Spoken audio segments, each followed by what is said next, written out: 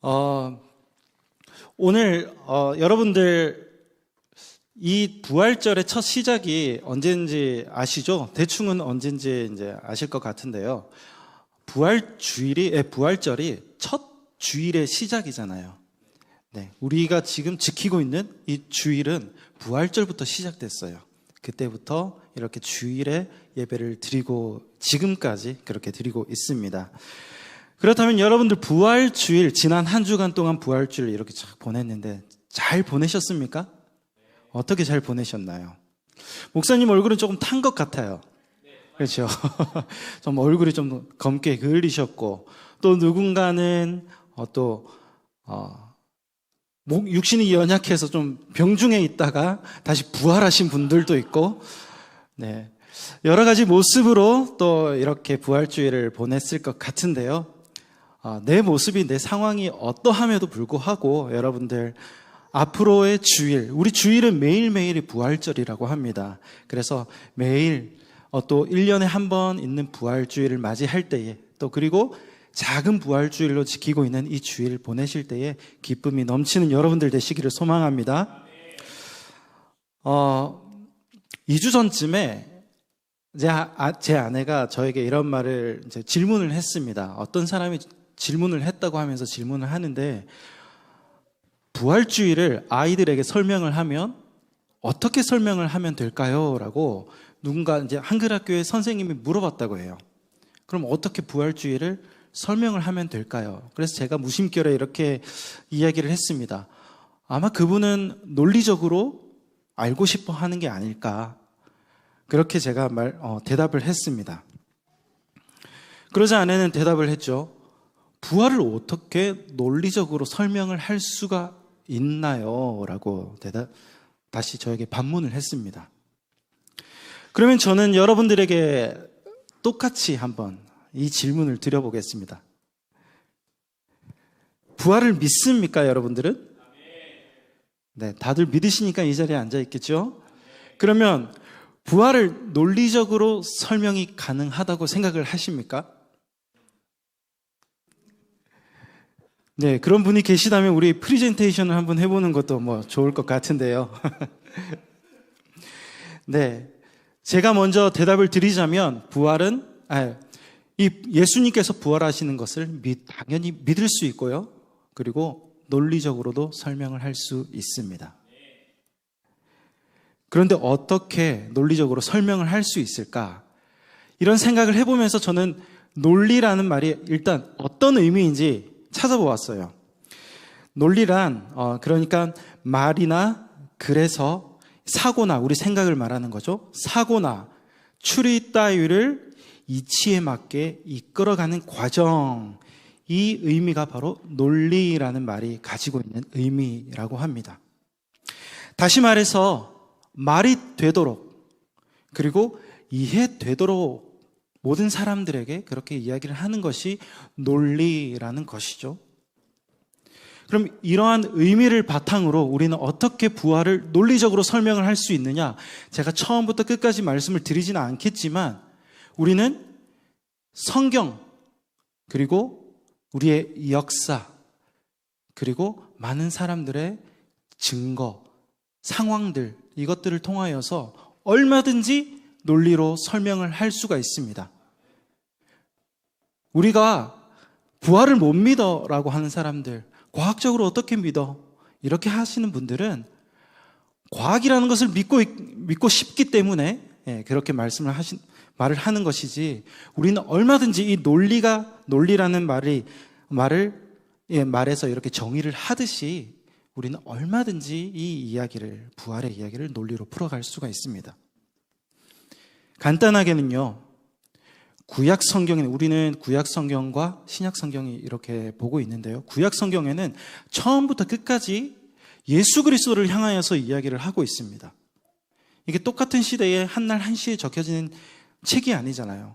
아주 오랜 기간 이 성경을 누군가가 쓰면서 하나님의 감동으로 이 성경을 쓰기 시작하면서 오로지 한 가지, 예수 그리스도를 통하여 예수 그리스도를 예비하는 그런 말씀이 구약입니다. 그리고 예수님께서 이 땅에 오시고 또 그리고 부활하시고 3일 만에 부활하셨던 그 모든 것을 구약 성경에서 이야기하고 신약 성경에서는 그것이 다 이루어지죠. 두 번째는 역사라고 말씀을 드렸어요. 이 세계 역사 가운데서도 예수가 실존 인물이 아니다라고 이야기하는 그런 역사학자는 극히 드뭅니다.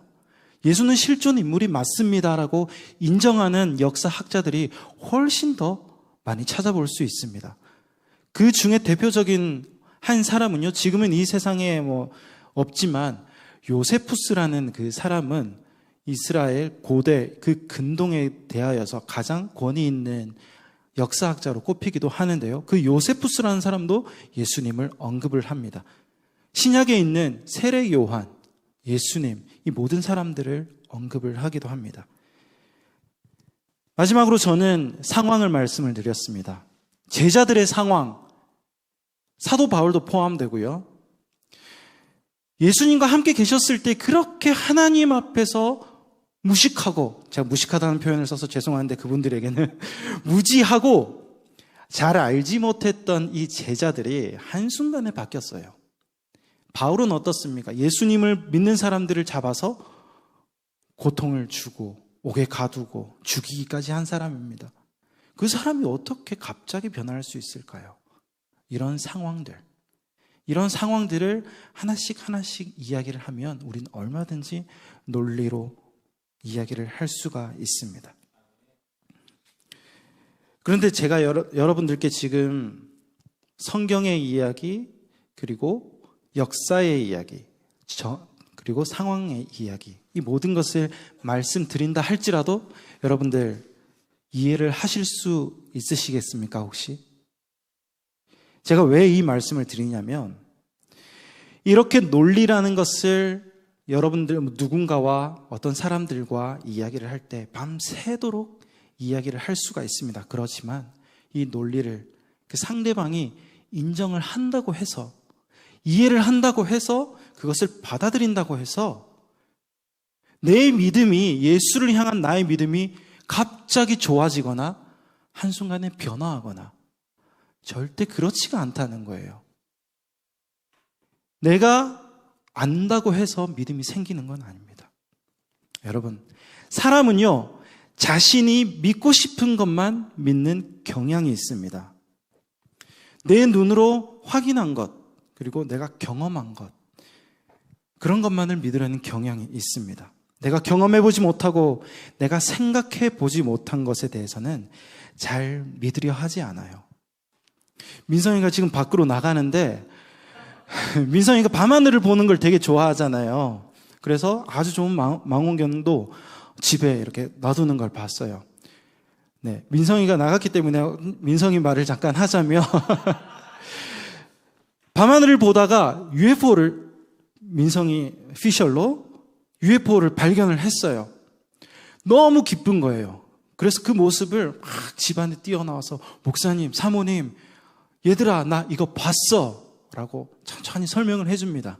어떤 반응을 여러분들 보였을 것 같나요? 그래. 봤구나. 그럼 알겠어. 그래, 수고했어. 이런 식의 반응을 할 것 같아요. 그렇죠? 여러분들 웃는 이유가 그거잖아요. 그렇죠? 왜 못 믿습니까, 여러분들? 나는 인정하지 않거든요. 봤다고 해도 나는 경험하지 않았거든요. 내 눈으로 보지 않았거든요. 그렇기 때문에 믿지 못하는 것입니다. 또 한 가지는요, 제가 몇 주 전에 거울을 보다가 제 아내에게 이렇게 이야기를 했어요. 내가 남규혁을 조금 닮은 것 같아. 여러분, 남규혁이 누군지 혹시 모르시나요? 25, 21 이렇게 보시는 분들, 네, 드라마 보시는 분들 있을 수도 있는데, 내가 남규혁을 좀 닮은 것 같지 않아? 이렇게 이야기를 하니까 제 아내가 어떻게 반응을 하였겠습니까? 제가 굳이 제 입으로 말씀을 드리지 않아도 그 반응은 여러분들이 상상을 할 수가 있을 것 같은데요. 네. 왜 그렇습니까? 왜 믿지 못합니까? 네. 네. 믿고 싶지 않기 때문이겠죠? 네. 믿고 싶지 않기 때문에 내가 그것을 믿을 수 없는 것입니다. 네, 이렇게 믿음에 관하여서는 이스라엘 백성들도 마찬가지였습니다. 예수와 함께 있었지만 예수를 인정하지 않았던 것처럼 말이죠. 왜냐하면 내가 그동안 경험해왔던 하나님에 대한 지식, 그리고 내가 배워왔던 하나님의 하나님을 알아가는 그 지식, 예수 그리스도는 그것을 다 너희가 잘못됐다, 너희가 이때까지 하나님을 잘못 믿고 있었다라고 이야기를 하기 때문에 인정을 할 수가 없었던 거예요. 내가 아는 건 이건데 예수님께서는 다 그것이 잘못됐다라고 하니까 예수를 더욱더 믿을 수가 없는 것입니다. 그럼에도 불구하고 예수님은 어떻게 하셨죠? 기적을 보여주셨어요. 친히. 많은 기적과 이적을 보여주셨습니다. 그럼에도 불구하고 많은 사람들은 예수님 더 보여주세요. 더 큰 건 없습니까? 그리고 결국 그들은 예수님을 십자가에 못 박혀 죽게 만들었습니다. 결과적으로 예수의 부활을 우리가 논리적으로 아무리 설명을 잘 한다 하더라도 설사 기적을 여러분 앞에, 우리 앞에, 많은 사람들 앞에 보여준다 할지라도, 죽은 나사로가 우리 앞에 바로 살아난다 할지라도 믿고자 하는 나의 의지와 결단하는 마음이 없다면 결코 그것들은 나의 믿음이 되지 않는 것입니다. 3월에 우리 이민철 목사님께서 믿음에 관하여서 우리 한 달 동안 설교를 해주셨죠. 아무리 그럴듯한 논리를 여러분들에게 가져다 주고 또는 예수 그리스도에 관한 프리젠테이션이나 논쟁이나 설득을 한다고 해서 그것이 많은 사람들에게 믿음이 되지는 않습니다. 사람이란 원래 그런 거예요. 믿음의 기능이 원래 그런 것입니다. 그렇기 때문에 우리가 그것을 이길 수 있는, 믿을 수 있는 방법을 이 시간에 먼저 말씀을 드리자면, 여러분 우선 믿으세요. 황당한 말처럼 들리겠지만 우선 믿어보세요. 그리고 그 다음에 이 믿음에 대한 이 확신은 누가 가져다 주느냐? 바로 하나님이 여러분들에게 가져다 주실 것입니다. 그리스도의 오심과 부활을 믿으시기 바랍니다. 그리고 그 다음에 믿음에 대한 확신은 하나님께서 주실 것이 분명합니다. 그래서 성경에서는 이렇게 말을 하잖아요. 하나님이 그것을 주시기 때문에 이 성경에서는 그것이 바로 하나님의 은혜다, 하나님의 선물이다 라고 이야기를 이렇게 하고 있는 것입니다. 그러면 오늘 제가 지금까지 드렸던 말씀을 성경을 통해서 확인을 한번 해보겠습니다. 오늘 말씀을 통해서 36절부터 읽어보겠는데요. 제가 새 번역으로 오늘 우리가 본 말씀이 아닌 더 쉽게 풀어져 있는 성경의 말씀으로 말씀을 드릴게요. 36절의 말씀입니다. 그들이 이런 이야기를 하고 있을 때에 예수께서 몸소 그들 가운데 들어서서 말씀하셨다. 너희에게 평화가 있어라. 그들은 놀라고 무서움에 사로잡혀서 유령을 보고 있는 줄로 생각하였다. 네, 36절의 상황은 이렇습니다. 그들이 이런 이야기를 하고 있을 때에 어떤 이야기냐 하면요, 많은 사람들이 모여 있습니다. 그 모여 있는 가운데 나는 예수 봤어, 다시 살아난 걸 내가 눈으로 봤어, 나에게 찾아왔어, 이렇게 하는 이야기들을 하고 있는 거예요. 그러니까 옆에서 진짜 말도 안 되지, 어떻게 그런 일이 생길 수가 있어, 너가 잘못 본 거 아니야? 우리가 생각하는 그런 믿지 못하는 그 일들에 대하여서 우리가 이야기하는 것과 같이 똑같이 이야기를 하고 있는 거예요. 여기 제자들도요. 이런 종류의 말들을 하고 있는 겁니다. 그런데 이 와중에 예수님이 그들 중에 서서 인사를 하는 거예요. 너희에게 평화가 있어라. 37절의 상황은 이와 같습니다. 그들은 놀라고 무서움에 사로잡혀서. 네, 당연한 반응입니다. 처음에는 놀랐습니다. 놀라고 무서워하였다라고 되어 있죠. 그리고 무서워합니다. 여러분들 당연하잖아요. 죽은 사람이, 내가 죽었다고 생각한 사람이 우리 앞에 떡하니 나타난 거예요. 제가 이렇게 이야기하니까 상황이 별로 무서워 보이지는 않는 것 같은데, 실제로 여러분들 앞에 진짜 죽었다고 생각하는 사람이 나타났다 생각해 보십시오. 우리는 아마 까무러치거나 그 자리를 박차고 도망갈지도 모르겠죠. 그런데 요한복음에서는 이 이야기를 가지고, 똑같은 이야기를 가지고 한층 더 다르게 이야기를 합니다. 문이 닫혀 있었다라고 이야기를 합니다.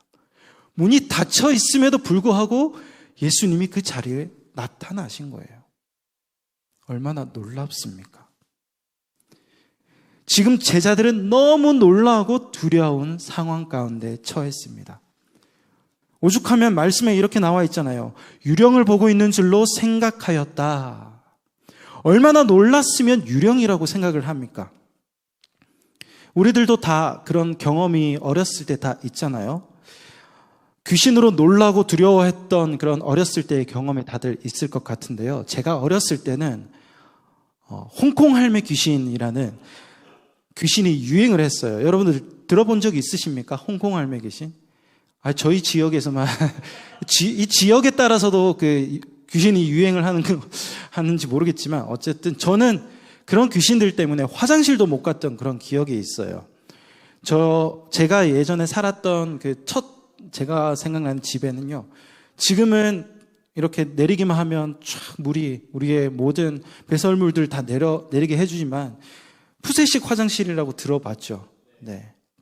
그 배설물들을 퍼가는 차가 따로 와서 그거를 해서 수거해서 가는데, 그런 화장실에서 내 집하고 조금 밖에 그런 화장실이 있습니다.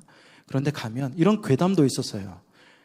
볼일을 보고 있으면 아래에서 손이 싹 올라와서 빨간 휴지 줄까, 파란 휴지 줄까, 그때 선택을 잘해야 되거든요.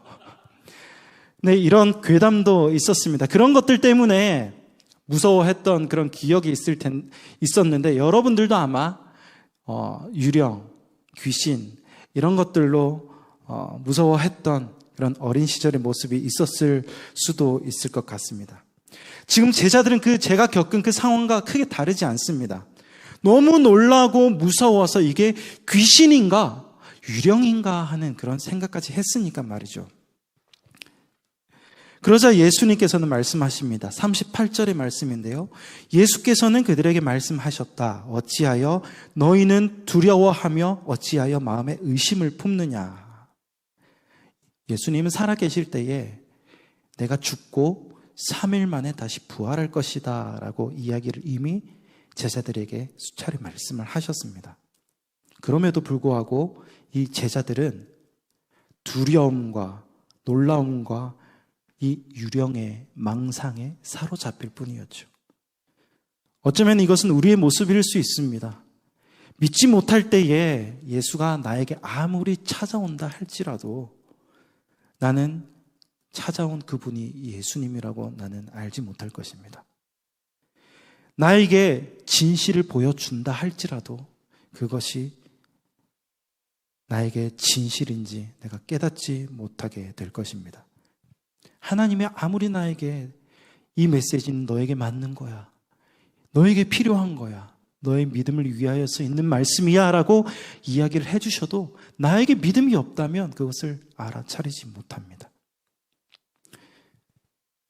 그렇게 놀라고 있는 이 제자들 상황 가운데 예수님께서는 못이 박힌 손과 발과 그리고 옆구리에 상처를 보여주시고 만져보라고 말씀을 하십니다. 나를 만져보라. 영은 살과 뼈가 없으되 너희 보는 바와 같이 나는 있느니라. 제자들은 너무 기뻐합니다. 그리고 제자들은 드디어 믿음이 생겼습니다. 믿기로 합니다. 그러나 여전히 그 마음속에는 의심이라는 것이 남아 있습니다. 그러자 예수님께서는 그 제자들을 향하여서 더욱더 확신시켜 주십니다. 뭐라고요? 먹을 것이 있느냐 하고 그것을 드십니다. 예수님의 이 행위는 무엇입니까? 영이 먹을 것을 먹을 수 있습니까? 영이 못자국 옆구리에 난 상처가 있습니까? 만져볼 수 있습니까? 이것은 육신을 가진 사람만이라야 그것을 가질 수가 있는 흔적들입니다. 이 제자들이 놀라고 무서워하는 그 상황 가운데 이제 믿기 시작하니까 예수님께서는 보여주시는 겁니다. 확신을 시켜주시는 겁니다. 그리고 비로소 제자들은 깨닫고 믿고 확신하게 되었습니다. 여러분은 어떻습니까? 믿지 아니하면 예수의 모습은 유령이 될 뿐이지만 믿음이 생기기 시작하니까 예수님이 만지고 먹는 것을 보이시고 확신을 주시잖아요. 다시 말씀드리지만 아무리 믿음의 확신을 준다 할지라도 내 마음에 믿음이 없어서 나 그거 못 믿어 라고 한다면 그것이 나에게 믿음이 될 수 없지만 내가 믿기로 작정을 하고 예수님이 오셨고 3일 만에 부활하셨다는 것을 내가 믿을 때에, 믿기 시작할 때에 비로소 하나님께서, 예수님께서 그 믿음에 대한 확신을 하나씩 부어주시기 시작한다라고 하는 것입니다. 그러니까 선물이라고 이야기를 하는 거예요. 예수 그리스도의 부활은 그렇게 믿음에서 비롯됩니다. 내가 믿을 때에 그래서 이렇게 부활은 완성이 됩니다. 그런데 우리는 이렇게 또 질문을 할 수가 있죠. 나는 예수님의 오심도 믿어요. 그러나 도대체 예수님의 부활은 나와 무슨 상관이 있습니까? 나에게는 무슨 의미가 있습니까? 나는 왜 부활절이 돼도 기쁨이 없습니까? 라고 이렇게 반문을 할 수가 있죠. 왜냐하면 그 이유는요, 부활에도 깨달음이 필요하다라고 오늘 성경에서는 말씀하고 있기 때문입니다. 하나님께서 은혜로 믿음의 확신을 주셨다면요, 이젠 부활의 의미를 깨달아야만 합니다. 그리고 하나님 나라가 무엇인지 알아가야만 한다는 거죠. 이번에는 말씀을 먼저 살펴보도록 하겠습니다. 44절에 있는 말씀인데요, 제가 새 번역으로 읽어드릴게요. 예수께서 그들에게 말씀하셨다. 내가 전에 너희와 함께 있을 때에 너희에게 말하기를 모세의 율법과 예언서와 시편에 나를 두고 기록한 모든 일이 반드시 이루어져야 한다고 하였다. 그때의 예수께서는 성경을 깨닫게 하시려고 그들의 마음을 열어주시고, 여기서도 볼 수 있습니다. 말씀에서 확인할 수 있죠. 믿고 확신이 서고 끝이 아닙니다. 성경을 깨닫게 하시려고 마음을 열어주셨다라고 말씀하십니다. 46절에는요, 그들에게 말씀하셨다. 이렇게 기록되어 있다. 곧 그리스도는 고난을 겪으시고 사흘째 되는 날에 죽은 사람들 가운데서 살아날 것이며 그의 이름으로 죄 사함을 받게 하는 회개가 모든 민족에게 전파될 것이다 하였다. 예루살렘에서부터 시작하여. 그렇습니다. 믿음의 확신을 가지고 있으면 그 다음에는 우리는 깨달아야 할 것인데, 그 깨달음은 예수 그리스도를 통하여서 죄 사함을 받게 하는 회개가 생겨나게 되는 것입니다. 쉽게 말씀을 드리자면 이 회개, 내가 가지고 있는 이 죄가 없어질 수 있도록 이 회개를 하게 하는, 죄 용서받게 하는 이 회개가 우리 안에 이제 주어진다라고 하는 그 깨달음이죠. 이 회개라는 그 스킬이, 그 아이템이 여러분들과 저에게 이제 장착이 되어졌다라고 하는 것이죠. 가만히 놔두면 우리는 죽을 수밖에 없지만, 하나님 나라에 들어갈 수 없지만, 하나님과 함께 할 수 없지만, 이 회개라는 이 아이템을 내가 장착함으로 통하여서 내 죄가 다 없어질 수 있다라고 하는 그 깨달음인 겁니다. 예수님께서는 그 깨달음을 여기에서 말씀하시고 계시는 것이죠. 죄 사함을 받게 하는 회개가 어떻게 해요? 이제 더 나아가서 모든 민족에게 전하여질 것이다. 이것이 두 번째입니다. 모든 민족에게 전하여질 것이다. 예수님께서는요, 회개를 우리에게 주십니다. 죄 용서 받을 수 있는 기회를 주셨어요. 그리고 이것은 모든 민족에게 전파되어져야 한다고 하는 것입니다. 이것을 한마디로 정의하자면요, 미션 컴플릿이 되는 거고요, all done이 되는 것입니다. 다 끝나는 거예요. 왜냐고요? 이 의미를 제가 조금만 더 말씀을 드리면, 여러분들 가운데, 모든 사람들 가운데, 이 세상 사람들 가운데 그 안에 회개해야 될 죄가 없어졌다, 모든 사람이 죄가 없어졌다라고 하는 것은요, 어떤 세상입니까? 하나님 나라잖아요. 우리 안에 죄가 없다면 그것은 결국에 하나님 나라고, 하나님이 임한 세상이고, 정말 아름다운 하나님이 말씀하신 그 나라가 되는 것이지 않습니까? 그렇기 때문에 우리가 고백해야 할, 용서받아야 할 이 죄가 모든 사람들에게 전하여진다라고 하는 것은요, 하나님 나라가 되고 하나님이 임재하신다라는 그것입니다. 그렇다면 이 말씀의 요점은 무엇입니까? 회개함으로 하나님 나라에 이르는 것입니다. 예수 그리스도의 부활을 내가 믿기로 작정하면서요. 그렇다면 여전히 여러분들과 이 부활, 이 사건은 관련이 없습니까? 부활절은 여러분들과 관련이 없는 사건입니까? 나에게 의미가 없는 사건입니까? 그렇지 않죠. 누구나 우리는 좋은 것을 얻기를 원합니다. 아버지로부터, 우리 영적으로는 하나님으로부터 누구나 좋은 것을 받기를 원합니다.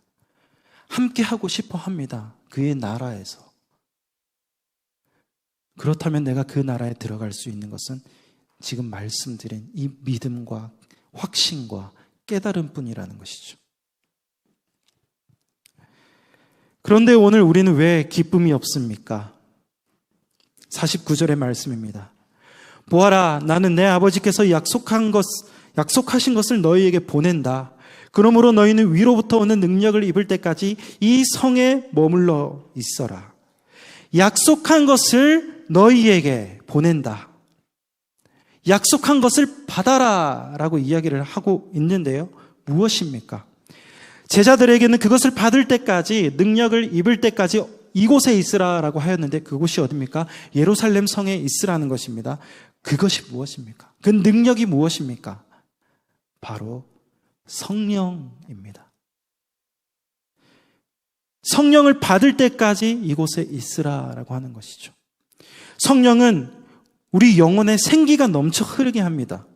그래서 그 힘으로 하나님 나라의 좋은 점, 즉 복음을 널리 전하게 하는 능력이 있는 것입니다. 이 복음, 이 성령에 대하여서는 갈라디아에서 이렇게 이야기를 하고 있습니다. 성령의 열매는 사랑과 기쁨과 화평과 인내와 친절과 선함과 신실과 온유와 절제입니다 라고 이야기를 하고 있는데요, 이 말씀의 의미는 우리는 부활한 예수 그리스도가 우리에게 주겠다고 한 것을 우리는 받아야 하는데, 그것이 성령이라는 것이고, 그 성령을 받으면 우리는 사랑의 사람, 기쁨의 사람, 화평의 사람, 인내하고 절제하고 친절하고 선하고 온유한 그런 사람이 될 수 있다는 것입니다. 우리 그런 사람들 다 될 수 있나요? 정말요? 그런 사람이 우리는 되기 힘들죠. 완벽한 사람이 되기는 힘들어요. 성령의 열매를 우리가 다 품고 여기 성경에서 말하는 그런 사람이 되기는 쉽지 않습니다. 그렇기 때문에 하나님께 붙들려져 있어야 한다는 것이죠. 여기서 저는 한 가지를 지난주에 빗대어서 발견한 것이 있는데요, 성령을 받으면 내 영혼이 기뻐합니다. 즐겁습니다. 예배를 할 때 참 즐거움으로 내가 웃음꽃이 활짝 피게 됩니다. 지난주에 우리 앞에서 찬양하였던 친구들, 여러 친구들이 있는데요, 현서도 찬양을 드렸고요, 그렇죠? 민성이도 여기 찬양을 드렸고 서연이도 찬양을 드렸어요. 어떻게 찬양? 여러분들 그 모습 기억하십니까? 정말 밝게 입으로 그리고 몸으로 찬양 드리는 것을 보았습니다. 그때 우리는 그 찬양을 하는 모습이 너무 기쁘다, 와, 너무 아름답다, 이 모습을 봤는데요. 실제로 기쁘게 찬양을 했죠? 네. 들으셨죠? 이게 확신이고 증거입니다. 네. 이렇게 성령이 내 안에 있으면 찬양을 할 때도 기쁨이 생겨납니다. 이미 우리는 성령을 받기는 받았어요. 그런데 내가 그 성령을 거부하고 계속 몰아치면 내 안에 기쁨이 없어지고 즐거움이 생기지 않고 믿음이 사라지지만, 하나님이 살아계심을 믿고 하나님께서 주시는 확신을 내가 얻고 깨달음을 얻고 성령을 받았을 때에는요, 찬양을 하여도 기쁘고 즐거움이 넘쳐나는 것입니다. 우리 아이들이 교회에 오는 것을 굉장히 좋아하죠. 왜 좋아합니까? 재밌기 때문에요. 즐겁기 때문에. 우리 썬데이 스쿨 선생님이 참 대단한 일을 하시는 겁니다. 즐겁기 때문에 아이들은 오기를 좋아합니다. 이 교회에 오기를 좋아합니다. 바로 그것이죠. 아이들은 너무 순수해서 선생님이 알려주시는 대로 그것을 다 믿어요. 하나님이 살아계시고 예수님 우리를 구원하여 주셨고 다시 부활하셨어. 이것을 이야기를 하면 아이들은 다 믿습니다. 의심을 하지 않아요. 그리고 예수님이 계신 곳에, 그 찬양이 있는 곳에, 그 말씀이 있는 곳에서 그냥 뛰어노는 거예요. 무슨 생각을 하고 아이들이 뛰어놀겠습니까? 그냥 즐거워서 뛰어노는 거예요. 그 모습을 보고 예수님도 천국은 이런 아이들과 같은 곳이다 라고 이야기를 하는 거잖아요. 그래서 저는 목회에 철학이 있습니다. 아이들로부터 어른들까지 교회는 왔을 때에 재미가 있어야 한다. 아무 생각 없이 즐기고 웃고 떠들 수 있어야 한다. 교회에서요. 교회에 올 때에 그런 느낌이 들면 그것이 바로 이 땅에 임한 하나님의 천국이 될 수 있다라는 것이죠. 이 모습이 우리가 이루어가야 할 모습입니다. 기뻐함, 즐거워함, 성령이 주시는 열매. 말씀을 정리하겠습니다. 나에게 부활은 믿어지는 사건인가요? 아닌가요? 그렇다면 그 모든 질문은 내려놓고 먼저 믿으시기를 바랍니다. 하나님께서 은혜로 확신을 주실 것입니다. 부활의 확신은 있지만 그것이 나에게 무슨 의미인지 모르겠습니까? 부활을 믿기로 하였다면, 그리고 믿는다면 저와 여러분들은 우리 안에 그 모든 죄가 있다면 회개하시고 또 그것을 통하여서 모든 것이 전하여질 만연하게 될 하나님의 나라, 그 나라를 이루게 될 것이라고 믿으시기를 바랍니다. 그리고 성령을 받으십시오. 그것이 나에게 사랑이 되고 기쁨이 되고 위로가 또한 될 것입니다. 날이 갈수록 부활의 기쁨은 점점 없어져만 갑니다. 나와 상관없는 날이 되어가고 있습니다. 인류 역사에서 희대의 사건, 역대급 사건을 우리는 잊어만 가고 있죠. 우리는 조금만 눈을 더 나에게서가 아닌 예수 그리스도께로 이렇게 돌리기를 원합니다. 사랑하는 자여, 너의 영혼이 잘됨같이 너가 범사에 잘되고 강건하기를 내가 간구하노라. 우리의 영혼과 범사에 잘됨은 예수를 믿고 기뻐할 때라는 것을 잊지 마십시오. 돈이 많아도, 내 명예가 얼마나 높다 할지라도 내 영혼이 메마르면 그것은 아무것도 쓸데가 없는, 버릴 수밖에 없는 것들임을 여러분들도 잘 아시지 않습니까? 내 영혼이 잘되게 하는 것은 예수 그리스도의 죽음과 죽음을 이긴 부활을 믿는 것뿐이라는 것을 기억하십시오. 사순절 40일 기간에는 주일이 포함되지 않습니다. 여러분들 잘 아시겠지만, 왜냐하면 모든 주일은 제가 처음에 말씀을 드렸던 것 같이 작은 부활주일로 지키기 때문입니다. 그렇기 때문에 여러분들 매주 부활의 기쁨과 소망을 누리는 여러분들이 되시기를 간절히 축원합니다. 아멘.